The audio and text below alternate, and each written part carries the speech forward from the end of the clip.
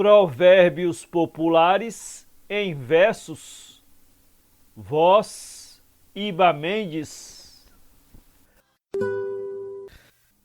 Quem vê a barba do vizinho arder, põe a sua de molho. Nesse tempo de gente tão pelada, em que é moda raspar tudo, as caras e os pescoços, somente o Plínio estava cabeludo. Tinha grandes bigodes, sobre uma barba que metia medo, parecia que estava mascarado, de Herodes de brinquedo.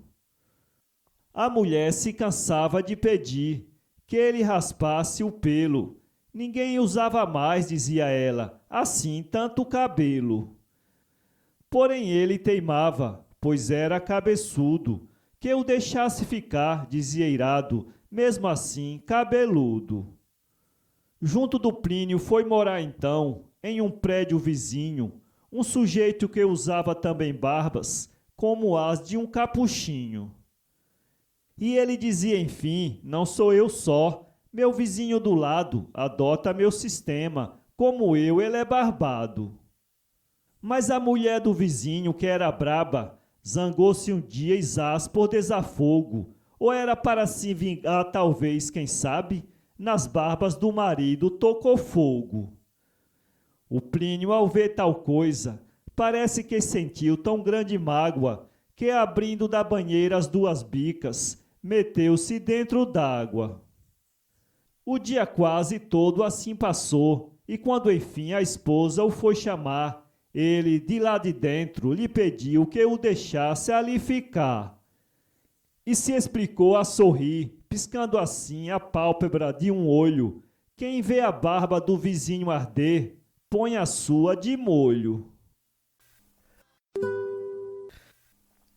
Quem o alheio veste, na praça o despe. Toda a gente da vila bem sabia que era o Fagundes velho caloteiro. Comprando tudo a crédito fugia e ficava devendo ao mundo inteiro. Quem conhecia o seu costume feio, nenhum vintém por certo lhe fiava. Porém quem não sabia era logrado, o Fagundes com lábias o enganava. Apareceu na vila um alfaiate a cortar e a coser com jeito e arte. Para lhe encomendar ternos bem feitos, vinha gente a correr de toda a parte. O Fagundes foi logo um dos primeiros que, usando de uma astúcia fina e enorme, encomendou ao mestre da tesoura um elegante e esplêndido uniforme. Mas, segundo seu veso conhecido e esperteza por ele sempre usada, não pagou um vintém ao alfaiate, nem um simples sinal lhe deu de entrada. Feito o terno, vestiu a roupa nova, conseguida por meio de trapaça, e seguiu para a festa que ia haver da vila na mais concorrida praça. O alfaiate descobre essa manobra e declara zangado a uma vizinha: já soube que o freguês é caloteiro, e enquanto não me paga, a roupa é minha. Foi à festa e encontrou lá o Fagundes, a quem disse: ó rapaz, como é lá isso? Fiz-lhe a roupa contando com o dinheiro e você não me paga meu serviço? Desaforo, o Fagundes lhe replica: que pretende o senhor? Que audácia é esta? Importunar-me assim com tal cobrança, quando estou muito calmo aqui na festa? A coisa é assim, perguntou-lhe o alfaiate. Você vai ver que audácia foi a sua, e com força lhe arranca toda a roupa, deixando-o de cueca só na rua. Corre o Fagundes, cheio de vergonha, e alguém lhe diz: conheça o adágio agora, avisando-o que quem com o alheio veste, na praça o despe, assim sem mais demora. Quem nunca comeu azeite, quando come se lambuza. Chico Pindoba vivia em contínua quebradeira, não tinha nunca o coitado, nenhum tostão na algibeira. Não que fosse preguiçoso, mas não achava trabalho. Pegasse embora de rijo, ou na marreta ou no malho. Passava o café com pão quando podia comprá-lo, e isto mesmo um pão pequeno e um café fraquinho, ralo. Seu desejo era comer uma bem feita feijoada, porém não tinha dinheiro nem para a simples salada. E ele então que suspirava, achando ser um deleite, comer alface e batatas, com vinagre, sal e azeite. Certa vez achou na rua, ó sorte, quem tal diria? Um belo bilhete inteiro de uma grande loteria. Esperou ver nos jornais alguma reclamação de quem o tinha perdido, pedindo restituição. Não vendo isso, ele o guardou, e sua alegria se expande, quando viu que o tal bilhete lhe saíra sorte grande. Chico Pindoba, com fome, tratou logo de jantar, reclamando uma salada com azeite doce a fartar.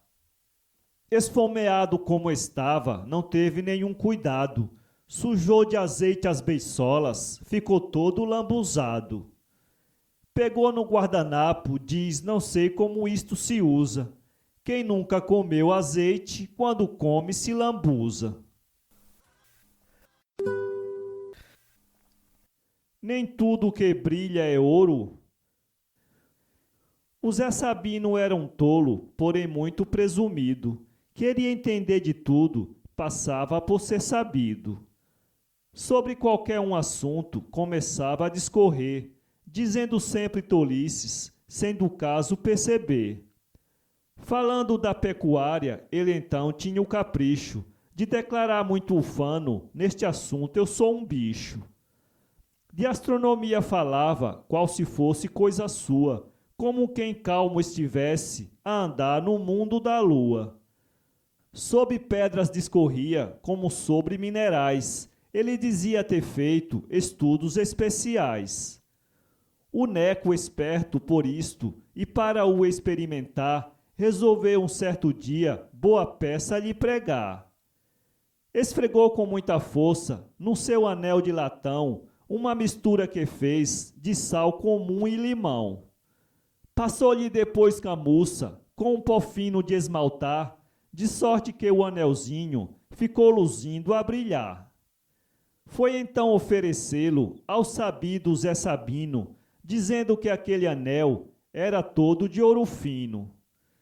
E lhe vendo baratinho, por necessidade urgente, uma joia assim preciosa, custa 100.000 réis somente.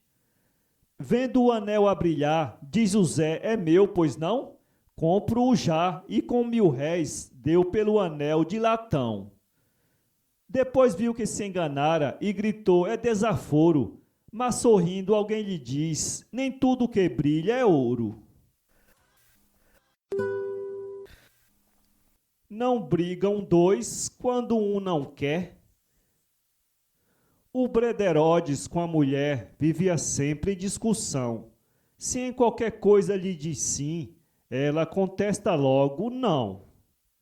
Para evitar maior barulho, ele concorda com ela enfim.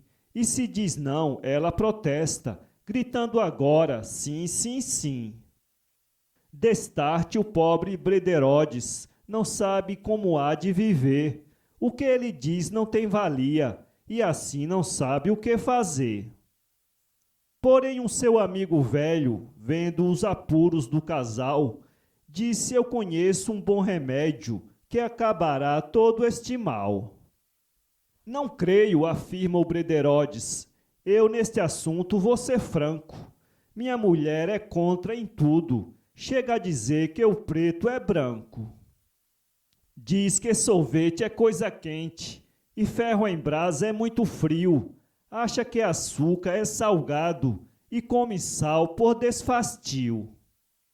Tudo que eu faço ela desmancha, tudo que eu digo ela desdiz. Se eu penso um dia ir para Londres, ela quer logo ir a Paris. Na sua moda de vestir, ela é estranha e é soberana. Usa flanela no verão e pelo inverno tarlantana. Não há, portanto, nenhum meio Dia em qualquer coisa ela convir. Minha mulher sempre está pronta para comigo discutir. Pois para acabar com este martírio, tenho remédio e muito usado. Quando ela começar falando, fique você assim, calado. O Brederodes prontamente segue a receita já indicada. A mulher fala, grita, berra, e ele na moita nem diz nada. Ela, afinal, voltando à calma, pergunta assim, mas francamente: por que razão você não fala?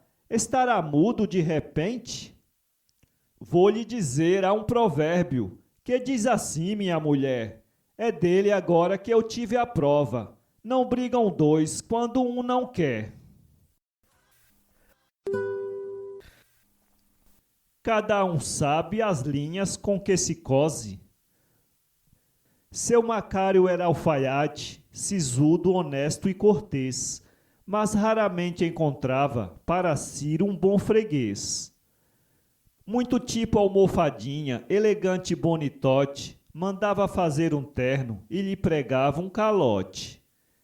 Mas seu Macário talvez, pela profissão que tinha, não desancava o relapso, não perdia nunca a linha. Muito aprumado distinto, sempre fino, bem trajado, quem o visse julgaria, está vendo um deputado. Seu Macário assim fazia, porque astuto via longe, e convencido de que a roupa é que faz o monge.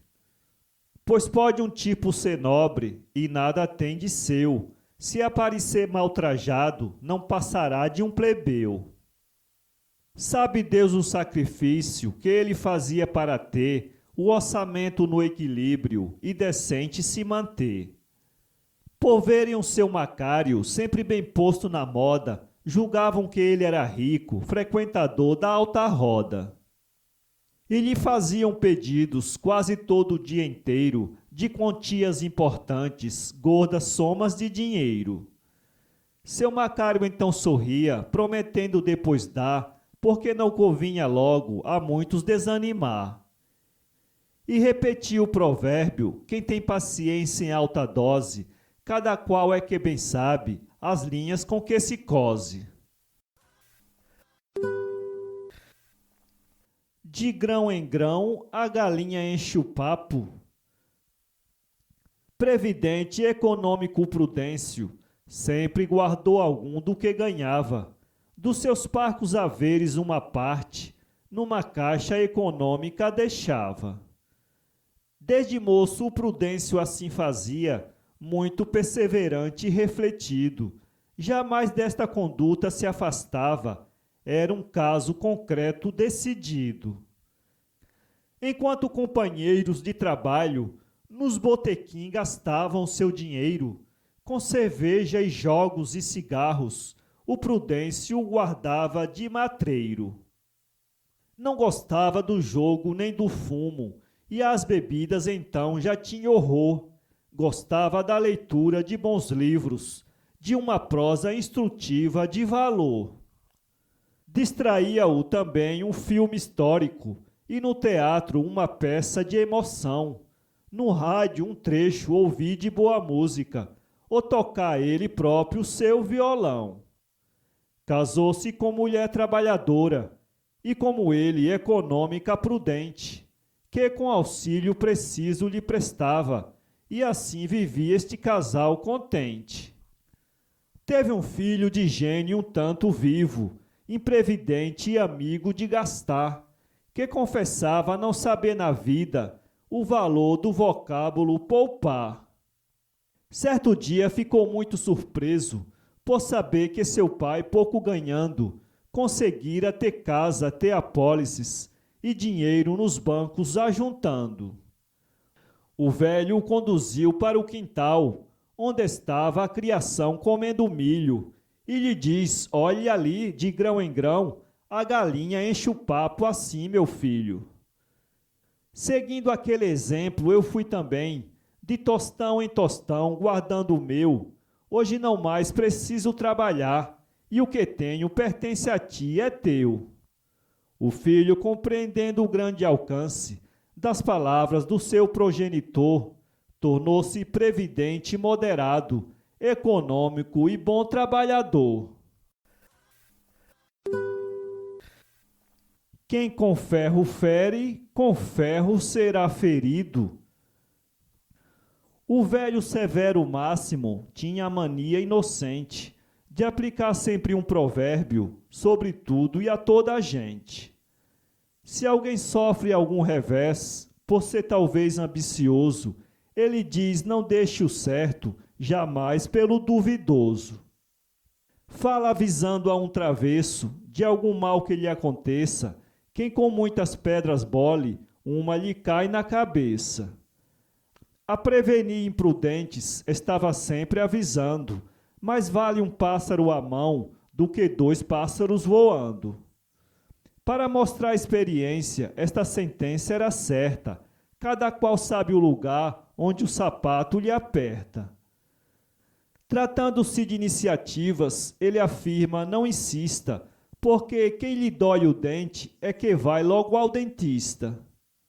Certa vez ele encontrou outro com mania igual, cruzavam-se os anexins de maneira original.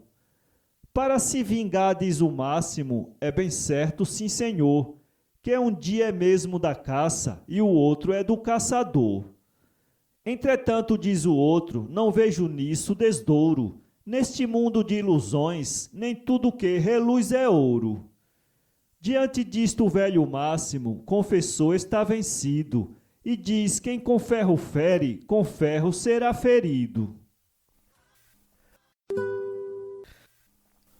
Boa romaria faz, quem em casa fica em paz. Havia festa na roça, foguetório, procissão, e o Zé Fagundes queria comparecer à função. A mulher, que era sensata, o seu fraco conhecia, aconselhou-o a não ir, dessa vez, à romaria. Porque o bom do Zé Fagundes, nas bebidas se excedendo, ia sem pensar no caso, 1000 loucuras cometendo. Mas o Fagundes teima, foi à festa e deu-se mal, pois veio de lá surrado e ainda está no hospital. A mulher, ao visitá-lo, vendo-o assim machucado, lhe relembra, como é certo, um dos antigos ditados. E lhe diz como um conselho: escuta bem, ó rapaz, boa romaria faz, quem em casa fica em paz. Nem tudo que reluz é ouro. Vindo da sua fazenda, no interior de Mato Grosso, viajava em carro de segunda o coronel José Caroço. Caipira velho e endinheirado, era vaidoso o coronel. Gostava assim de ostentar joias, usando-as quase que a granel. Trazia sempre anéis nos dedos e punha um broche na gravata. Presa ao relógio uma corrente, que ao invés de ouro era de prata. Em frente dele se sentara um tipo meio apalermado, aparentando ser um tolo, simples roceiro encabulado. Não demorou que entabulasse conversação com o coronel, mostrando ser rapaz ingênuo, chamado João Arthur Miguel. Tirou do bolso com cuidado, para relógio uma corrente, belo trabalho delicado e de ouro fino reluzente. O coronel propôs então fazer um bom negóciozinho, trocar a sua, que é de prata, pela de ouro do vizinho. Ele aceitou, porém, dizendo que ia perder na transação, a menos que de volta houvesse outra qualquer compensação. E o coronel assim se explica, dizendo já muito contente: eu troco a minha pela sua, mais 100.000 réis pela corrente. Está fechada a transação, o outro replica bem ligeiro, fazendo a troca das correntes e recebendo o bom dinheiro. Nesse momento chega o trem ao ponto que era o terminal. Os passageiros desembarcaram, tinha chegado à capital. O coronel busca um ourives para avaliar sua corrente, que ele, mostrando ser esperto, no trem trocara facilmente. E o ourives diz, é bugiganga, não vale mais que um tostão. Nunca foi ouro, é metal baixo, liga de cobre com latão. Vendo que fora assim logrado, o coronel se arrependeu da transação que havia feito e do dinheiro que perdeu. Antes ficasse com a corrente, que sempre usei de prata boa, de que trocá-la enfim por esta, que é de latão e muito à toa. Ficou tristonho o coronel, lembrando agora com desdouro, velho provérbio em que se afirma, nem tudo que reluz é ouro. Quem tudo quer, muito perde. Era um rapaz ambicioso, o Colatino Palhares. Vivia sempre pensando em ter contos aos milhares. Entretanto não queria, como os outros, trabalhar. Esperava ter fortuna, sem muito se fadigar. Contava com um tio rico, que na Europa ainda vivia, e do qual em testamento toda a fortuna herdaria. Esperava ter também a vida com desafogo, arriscando algum dinheiro nas incertezas do jogo. Certa vez, muito contente, entre os antigos papéis, esquecido há muito tempo, ele encontrou 100.000 réis. Pensou em ganhar 1.000 contos e, contando o que os teria, foi comprar logo um bilhete inteiro da loteria. Não teve sorte porque a sorte lhe deu um tranco. Em lugar da sorte grande, seu bilhete saiu branco. Soube disso o tio rico, que é prudente e cauteloso, e lhe escreveu uma carta chamando o tolo ambicioso. O Colatino receia que o tio agora o deserde e pensa neste provérbio: quem tudo quer, muito perde. Quem não quer ser lobo, não lhe veste a pele. Em certa aldeia da Espanha, quando o inverno era mais forte, andavam lobos na estrada, espalhando o susto e a morte. Ora atacavam os rebanhos, esfaimados sem temor, avançando muitas vezes, mesmo até contra o pastor. Um dos maiores um dia, depois de muitas caçadas, foi cercado combatido e acabou morto a pauladas. Tiraram-lhe logo a pele e puseram-na a secar, daria um belo tapete para uma sala adornar. Assim foi feito e esse adorno foi dado ao Pablo Rivera, que com mais força e coragem havia atacado a fera. Olhando o tapete um dia, seu filho esperto e ladino pensou em pregar com ele um susto a qualquer mofino. Certa noite lá foi ele, ocultar-se numa estrada, e assim disfarçado em lobo, fez correr um camarada. Depois fez outro e mais outro, diversos foram correndo, daquele lobo terrível, um bicho feroz horrendo. Veio afinal um rapaz que tinha fama de mau, de não ter medo de nada, estando armado de pau.